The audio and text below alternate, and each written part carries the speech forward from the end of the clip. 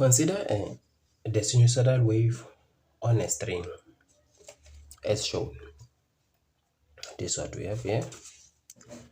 So in this video, we want to prove that the power of a sinusoidal wave on a string is given by the following equation. And then first, let us look at this case or this scenario here. So this is our element. It's an infinitesimal element. Infinitesimal. So the word infinitesimal is a physics word. Normally, it is used in physics to represent something extremely small. Extremely small. So don't be confused with a word like this, infinitesimal. So we can see that in this scenario here, there's no disturbance, because when we check, there's no wave formation yet, or wave which has been formed yet. And then in this one, when we check this scenario over there, we can see that there is some external agent which is causing disturbance. So in this case, this can be a hand of a person, or any source that can cause disturbance or can cause vibration of waves. So the moment a disturbance is caused on the right, so the wave will propagate and form pulse towards what? Towards this element. So the moment the wave propagate towards this element, they will cause this element over here to change position, because it was at its own resting position. So it will certainly start moving up and down, up and down, up and down, because of the wave. Remember, a wave can transport energy through a medium. So that is why it causes this object to move in an up and down motion. So because we consider an up and down motion, we can say that this object, the moment it leaves this point, it will gain velocity. So the velocity will be in the y direction. So let us look at the following information which we have here. So they say that we have to consider the element of the string of length dx. So this is the length of the string dx. So because it's extremely small, that is why they use the x, and the mass the m. So we want to show that the total rate of energy is given by what we have over there. How then can we solve this particular problem? So take note that at this point, referring or as a frame reference to what we have here, the string or the element will leave this point at a certain velocity, going up and down, going up and down. So because it has gained energy and it has velocity and it's changing position, we can say that this object has both kinetic energy and potential energy. But for this, according to this question here, we can nicely solve this problem when we use kinetic energy, because we know that kinetic energy of any moving object is given by half mv squared. So because our point of interest is that we are dealing with an extremely small or extremely small element, we have to find what? The very small amount of energy that will be present in this element over one wavelength. I think you'll understand that. So the equation of kinetic energy this time around will be given by dk, because it's a very small amount of energy. So this will be half m. Instead of m, we are dealing with an extremely small element, we must have dm. Then velocity, we have said that the velocity in this case is in the up and down motion, so it's in the y direction. This will be given by vy like that. All right, we want to find power. So velocity, how then can we determine the velocity of a sinusoidal wave? Remember, in the previous lesson, we have proved that the equation of a sinusoidal wave is given by nothing but x equals to a the sine of kx minus wt. So where a is the amplitude, k is the angular wave number, and t is our angular velocity. So if we want to find the velocity of a sinusoidal wave, so we know that we have to perform the first derivative of this function with respect to time. Then this is what we have to do. We differentiate this function with respect to time. Then this will be a, the derivative of a sine is a cos. Then everything inside minus wt, and then we'll multiply by the derivative of the angle with respect to t. So this will be minus w. Then we can write this in this form. This is minus a angular velocity, the cosine of kx minus wt, like that, or phi t. So this is our velocity of the object for sinusoidal waves. So in space of vy, we can write what we have over there. So this is what we have. Then dm, then in space of vy, you can have negative a, the amplitude, and then angular velocity, then the cosine of kx minus wt all squared, because we have the squared right there. All right, so because of the square, it means everything inside must be squared. We want to remove the square. Then this is half dm. Then because of the square, then negative 1 square will become a positive. So it means we will have a squared angular velocity all squared, because we have the square. Then the cosine all squared.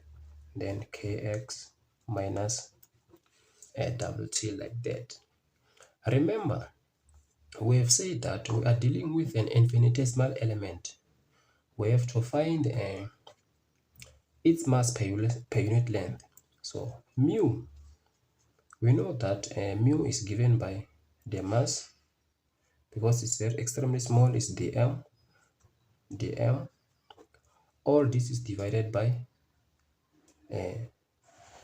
ds or dx, like this. Then we want to find the mass. So the dm of this element will be given by mu dx, like this. So in space of dm, we can have this part over there. So now this is what we have, 1 over 2.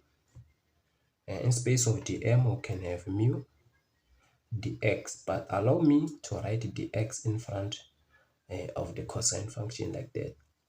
So we'll have a squared w squared cos squared, this is kx minus wt, and then dx. So this is what we have, this is the dx. And then the energy is the k, the kinetic energy of the element. So checking that for us, in order to find the kinetic energy of this object, we have to perform an antiderivative both sides. But before we can perform the antiderivative of this function both sides, we have to work taking some conditions at t equals to 0. At t equals to 0. So for us, in order to solve this problem, we consider t to be equals to 0. If we consider t to be equal to 0, it means this part over here becomes 0. So this will remain mu a squared w squared cos squared kx dx. So this is what we have at the moment. We want to find the kinetic energy of this element. So we introduce the antiderivative both sides. So on the left we'll have k. Then when we introduce antiderivative both sides, it means we are going to integrate with respect to x, because we have the x over there. So everything which does not contain the variable x should be treated as constant. So it becomes the coefficient of the antiderivatives. So we must have half mu a squared of the angular velocity, and then inside the integral we are going to have cos squared kx dx, like that. So we have to integrate this part. Remember, from trigonometric identities, we know that cos squared x can be written as half 1 plus cos 2x. So if we have sine squared x, this is half 1 minus cos 2x. So take note of that identity, is very important. So we need it when solving this type of problems. So allow me to introduce something like a use substitution in order to solve this particular problem. But before I can go there, remember, we want to find the amount of kinetic energy of this infinitesimal element over one wavelength, because consider one wavelength. Then it means that we have to integrate from 0 to lambda, like this. And then if we want to use u substitution, then we let u to be equals to kx, so that it can be easy for us to solve this problem. So if u equals to kx, you differentiate with respect to, then we must have du, we differentiate with respect to x, and then when we differentiate this part, then we are going to have k dx, like this. We want to replace the x, so we must divide by k both sides. Therefore du over k will be given by dx. Then it follows that in space of dx, I'm going to write this part. Then in space of kx, I'm going to write u. So this is what we have. Half mu a squared w, and then the integral of running from 0 to lambda. But this time around, check this. So the limit only applies when we have x. So since this time around I'm using u, we can keep the limits for some times. We'll bring them back when we substitute back the original variables of x. So let me just not use the limits at the moment. So we have to replace kx by u, like this. So in space of dx, we said that we have to write du over k, du over k. So checking that k is a constant, so we can take it out. So let's take it out. Half. So taking k out, it means it must multiply the denominator there. So we have mu a squared w squared. So inside we now only have cos squared u du. So for the sake of space, I will write this information somewhere. Let me write it somewhere over there. So this is our k, it's given by half. Then we have k over here. Then mu a squared w squared, the integral cos squared u du.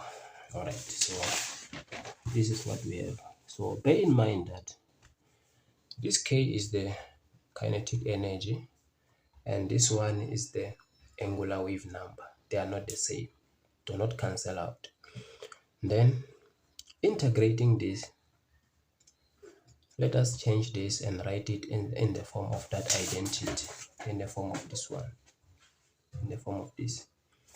So it follows that we are going to have 1 over 2k mu a squared and the square root of the angular velocity. Then we'll say that this can be written as half 1 plus, because we have a 2, this is cos 2u. All right, and then du, like this. So again, half is a constant. We can take it out. So if we take it out, it will multiply this part here. Then we have 1 over 2 times 2. We are going to have 4. So 4 multiplied by k is 4k. Then mu, and then multiplied by a squared, w squared. Inside, we are now left with 1 plus cos 2u du. So from this point of view right now, we can see that we can now simply integrate this particular problem.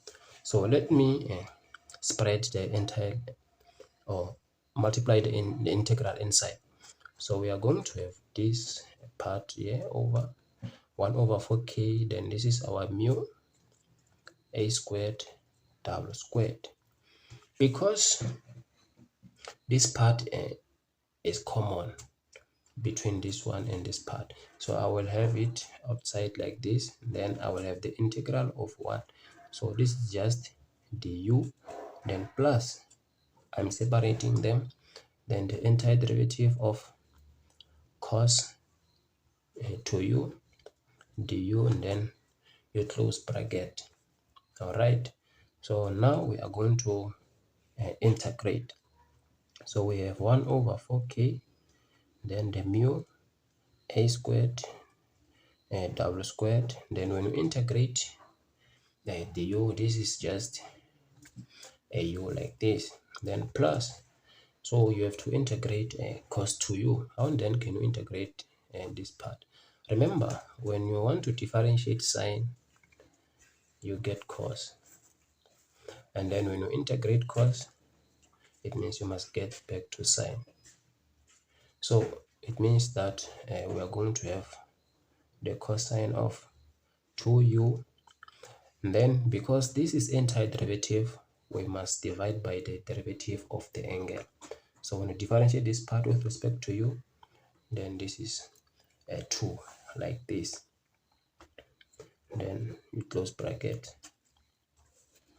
So from what we have right now, we can now substitute back our original value of u, 1 over 4k, because we have now fully integrated the problem. This is mu a squared w squared. Then we have said that u is kx. So in space of u, we are going to write kx like this, and then plus the cosine of 2 in space of u, then we can write kx. All this is divided by 2. So the limit, we've said that x will run from 0 to lambda, because we find the kinetic energy for one wavelength like this. So now we can substitute the limits. So in space of x, we can plug in our limits and see what we get. Then take note that the angular wave number k, as we have calculated, we have found that this is the same as 2 pi over the wavelength. Remember this equation when we're proving the equation for sinusoidal wave function. So we know this. So in space of k, means we can plug in this equation. So 1 over 4 Then in space of k, we have 2 pi over lambda like this. Then mu a squared double squared. Then the limit. So in space of k, we said that we must have 2 pi.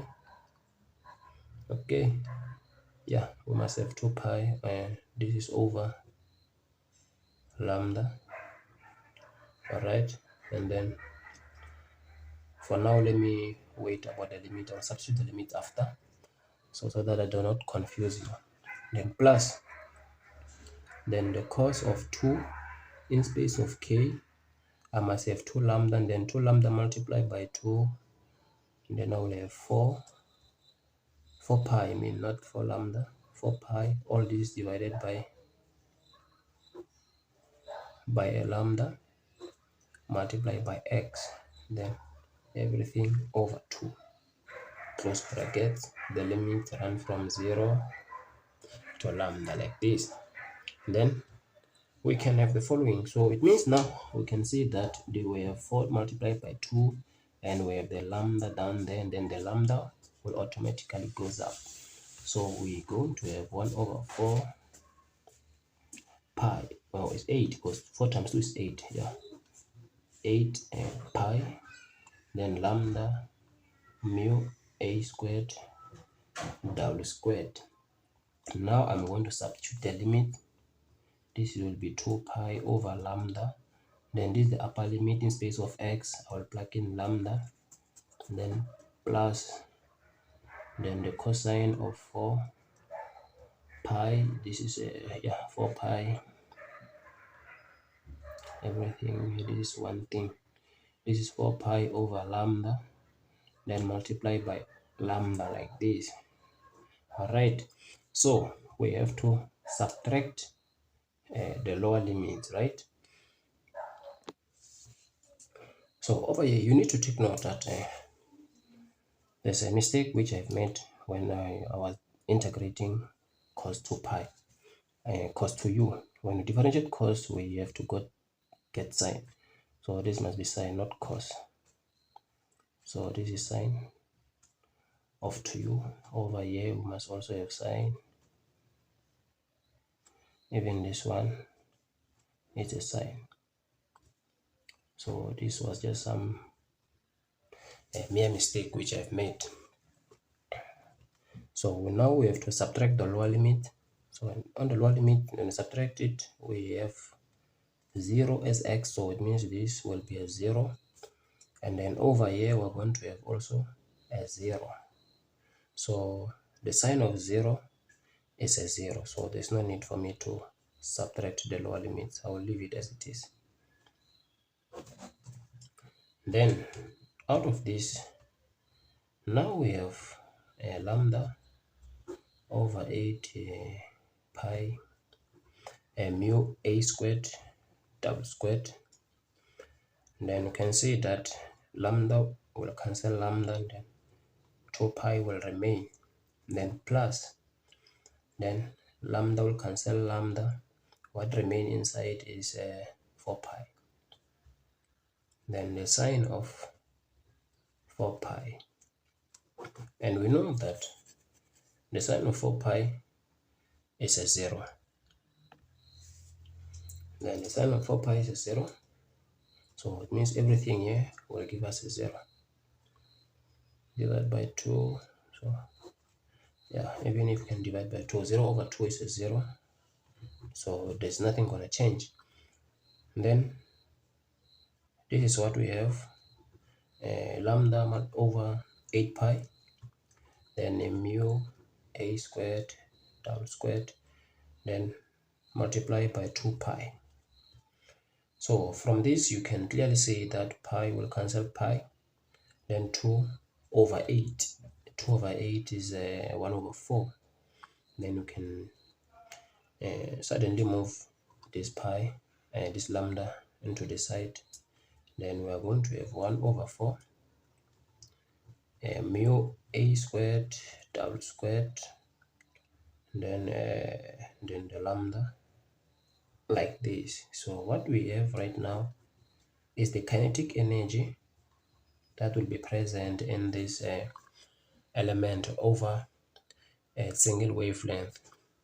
So considering that the kinetic energy which will be present in this object will be the same as the amount of potential energy, it follows that the total energy present is the sum of the kinetic energy in one wavelength, Ke on one wavelength, plus the potential energy that will be present in one wavelength. Then kinetic energy is given by this equation, 1 over 4 mu a squared w squared multiplied by the wavelength, plus, because they are the same, so we also have to add 1 over 4 mu a squared w squared multiplied by the lambda. 1 over 4 plus 1 over 4 is the same as 1 over 2. So we have 1 over 2 mu a squared w squared lambda. So what we have so far here, it is not what we were requested to work out, but it is the the total amount of energy that is present in the infinitesimal element over 1 lambda. So for us, in order to find the total amount of power, or the rate at which energy is transferred, we must have energy in one wavelength, and then we divide this by the period, because we are dealing with waves, so we have to divide by the period. Okay, so this is the energy. Then when we divide by the period, so this is the same as when we have 1 over 2 mu a squared w squared, and then in space of this we can simply directly divide like this, as how the equation wants us to do. So this is the proof which we had to show for this problem. But remember that when we are dealing with waves, we know that velocity is given by lambda over t, because this equation is related from what? From the change in displacement over time. Then this is the same as the velocity. You can also write it in this form. This multiplied by the velocity. So it's the same thing. So yeah, that's it. That was the proof which we had to show over this question. So if you find this video very helpful, don't forget to go and subscribe on this channel, so that every time I post some videos about physics and more information which is related to school, you can get access to it. So thank you.